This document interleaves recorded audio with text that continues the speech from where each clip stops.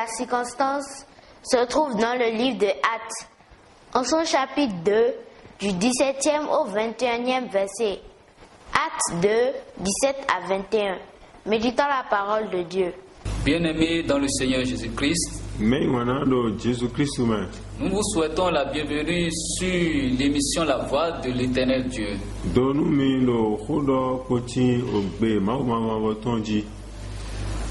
Le thème de cette semaine est intitulé « Seul l'Esprit de Dieu confère à l'homme la capacité de concevoir pour créer ».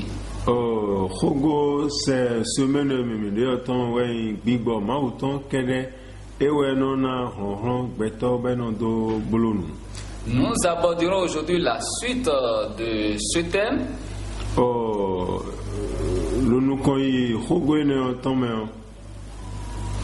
Avec les œuvres du Saint-Esprit.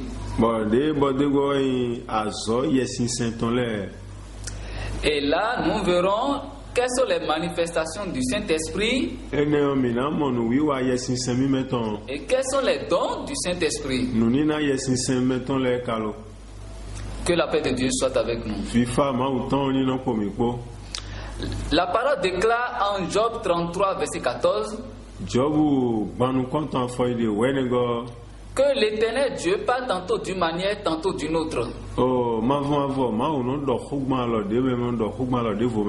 Dieu est d'une nature plurielle et multidimensionnelle. Et nous pouvons constater avec aisance à plusieurs reprises dans la Bible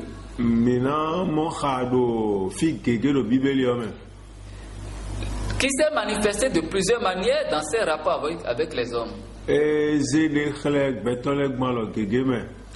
En Exode 13, 21, il était une nuée en journée et une colonne de feu la nuit.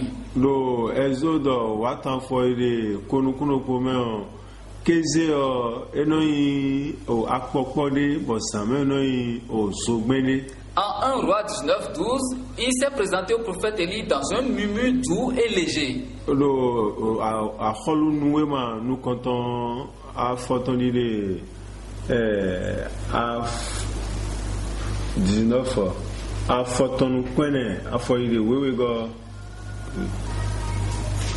Et ainsi de suite, Dieu s'est manifesté de différentes manières aux hommes. Il en est de même pour l'Esprit de Dieu, c'est-à-dire le Saint-Esprit.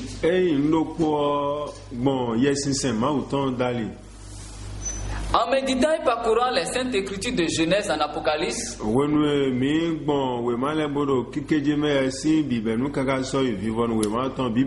l'occasion nous a été donnée à plusieurs reprises de voir le Saint-Esprit se manifester différemment selon chaque circonstance et chaque contexte.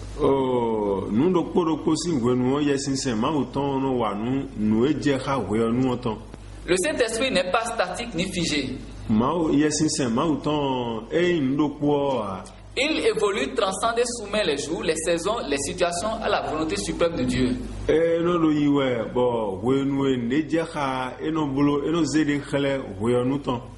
Nous pouvons donc dire qu'il n'y a pas une manière standard, mais plusieurs manières par lesquelles l'Esprit Saint se manifeste.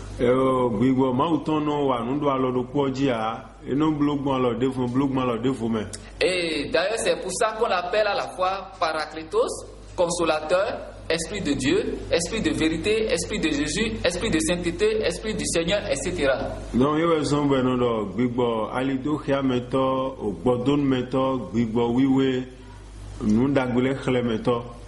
Toutefois, nous citerons à la lumière de la parole quelques manifestations connues au Saint-Esprit.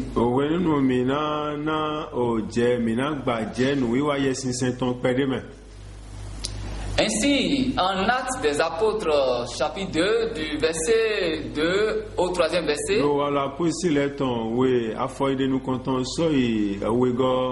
l'effusion du Saint-Esprit à la Pentecôte a eu lieu à l'irruption d'un vent impétueux suivi de langue de feu.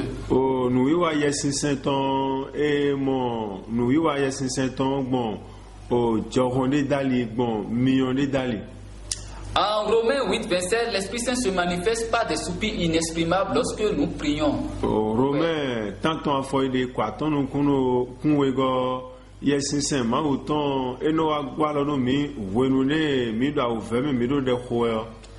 En Actes des Apôtres 11, versets 12 et 28, l'Esprit Saint se manifeste comme un conseiller intime. Lo wala pusi le tome o wedo pogwa fodide wewe ko kwatonu kwanton go. Et il se manifeste aussi comme un avertisseur et un assistant. Eno name avase bono gwalo nume. Ainsi, dans 1 Corinthiens 12, 7, nous dirons que à chacun la manifestation de l'Esprit est donnée pour l'utilité commune. O Korinti nu konton wewe afode besi tenwe go ena me nu wiwa teme me rokuroko. Bien-aimé, nous poni no miton. Bien-aimés en Christ, Mais wanando Christume. nous voudrions que vous sachiez que il nous faudrait se tenir comme un contenant propre pour recevoir et garder l'Esprit Saint en nous. Mina sonu bona yesin semime reto dagbe. Avant la nouvelle dispensation, l'Éternel avait dit que son esprit ne restera pas toujours dans l'homme. O bibenu maudo gbigbo mi ton kusino gbeto me soyo. Mais grâce à Jésus-Christ, par le grand acte de réconciliation qu'il a fait sur la croix, nous avons accès maintenant à la présence permanente de l'Esprit Saint en nous. Bon, Jésus Christ wi waton jomo de ren wa dali dion yesin sen dion wa zibe a jinjo gbeto leme. Mais pour cela, Ene utuo. nous devons nous comporter comme un bon contenant pour le recevoir. Hun mina sonu bona yi me dagbe na lo sigan yesin sen mauton. On ne verse pas du bon vin ni une boisson de qualité dans une bouteille sale. O vin dagbe o emasize bo kondo ogo kuji mene. Nous sommes le temple dans lequel désire résider permanemment l'Esprit de Dieu. O goho dewe me yi bo yesin sen mauton ena no me tegbe. Maintenons-nous alors propres par de bonnes prédispositions. Hun mirona me bana sonu mana meta ombonu yesin sen ni mota ojijo mi me. Le Seigneur nous bénisse. Ma oni donu mi. Bien-aimés en Jésus-Christ, Me wanando Jésus Christ me. nous aborderons à présent les dons du Saint-Esprit. Mena bio akpa kwenu ni na yesin sen ton dali. Le don, c'est un cadeau, quelque chose de spécial et de précieux que nous avons l'Esprit Saint lorsqu'il se manifeste en nous. Oh, nu ni na yesin sen ton nu ebe na mi pon o vonu. Nous lirons ces passages de 1 Corinthiens 12 à partir du 8e au 11e verset pour citer quelques dons gratuitement offerts par le Saint-Esprit. Yo Korinti unti akpa kwenu konton afo taton wewe besan fo de tanton go mena mo nu na yesin sen ton lek pede do fine.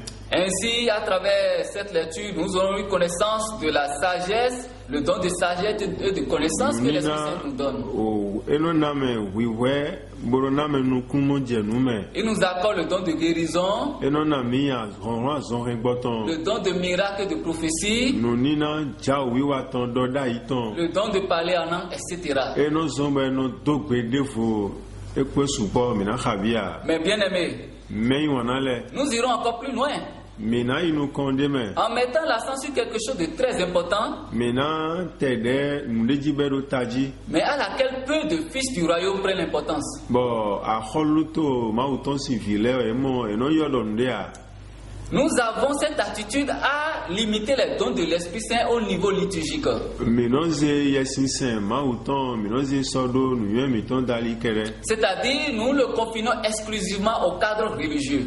Mino monole mede amisa itole kere jenumo yesin sen sin nu ninale. Or, en Ésaïe 55, verset 9, Lo ezai o kande a foton a foyi de tenego l'Éternel a déclaré ceci. mavodo. Autant les cieux sont élevés au-dessus de la terre, E olonle do aga nu aikungban. autant mes voix sont élevées au-dessus de vos voix, Mo ali tile do aga nu ali ho mi gbetole tonne. et mes pensées au-dessus de vos pensées. Lile mi ma woton do aga nu lile mi me gbetole ton. L'homme qui a l'Esprit Saint en lui, Gbeto edo yesin sen ma woton do yede me o. il a aussi les pensées de Dieu en lui. Edo lile ma woton do yede me. Puisque l'Esprit Saint est l'Esprit de Dieu, Do gbigbo wiwe gbigbo ma woton e. et l'Esprit de Dieu sont les profondeurs de Dieu. Gbigbo ma woton kono bio gongon o ma woton me. Ainsi, lorsque cet esprit grand fusionne avec notre esprit petit, Wenu e gbigbo ma woton no jazo apo gbigbo mi dele ton pe bi oji kujo. notre vie prend un nouvel essor. A gbezan mi tono dio atadevo. Nous vivons le surnaturel au quotidien. A mi no je ogbe mi tono gbonfonu gbepa le. Nous posons des actes qui échappent à la compréhension du commun des mortels. Mi no je nu wajibo gbeto se no pache gbeto no hugan gbeto sinu wiwa la kingbanji le. Nous accomplissons des exploits qui dépassent leur entendement. Mino wa no bo gbeto si no pache. Tout cela, c'est grâce à l'Esprit Saint. Nous avons eu l'exemple dans la Bible avec le grand bâtisseur Betsalil. Il a reçu l'esprit d'intelligence, de la perfection, l'art du savoir-faire dans la construction et dans toutes sortes de travaux, lui ainsi que Oliab.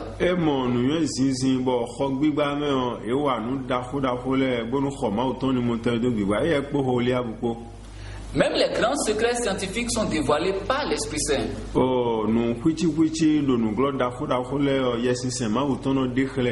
De grands œuvres d'art.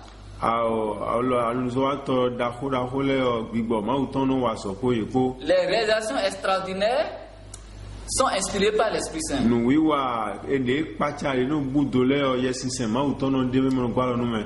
De grands architectes, de célèbres écrivains, des génies de finance, tout ça, il y a tout le truchement de l'Esprit Saint.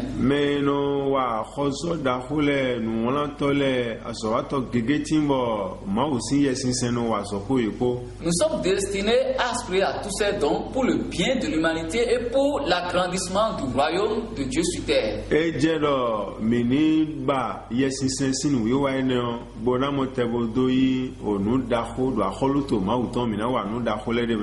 Ainsi, nous sommes à la fin de notre développement.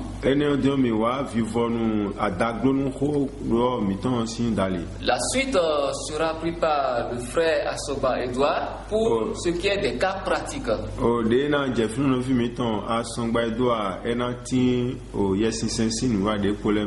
Nous vous souhaitons la paix au nom de Jésus-Christ.